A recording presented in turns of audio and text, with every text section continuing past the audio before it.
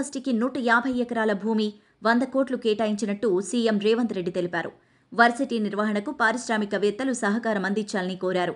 Skill యూనివర్సిటీలో పారిశ్రామికవేత్తలు భాగస్వామ్యం కావాలని, వర్సిటీ పూర్తిస్థాయి నిర్వహణకు కార్పస్ ఫండ్ ఏర్పాటు చేసేందుకు నిధులు ఇవ్వాలన్నారు. యువతకు నైపుణ్యాలు నేర్పించి ఉపాధి కల్పించేందుకు తమ వంతు సహకారం అందించాలని పిలుపునిచ్చారు. యూనివర్సిటీ భవనాల నిర్మాణానికి పారిశ్రామికవేత్తలు ముందుకు రావాలని కోరారు. తమ కంపెనీల పేర్లను లేదా దాతల పేర్లను ఈ భవనాలకు పెట్టాలంటూ అధికారులకు సూచించారు. వీలైనంత వేగంగా తమ ఆలోచనలు ఆచరణలోకి తెచ్చామని, ఇకపై యూనివర్సిటీ బాధ్యతను బోర్డు చైర్మన్ మహీంద్ర ఆనంద్కు అప్పగిస్తామన్నారు.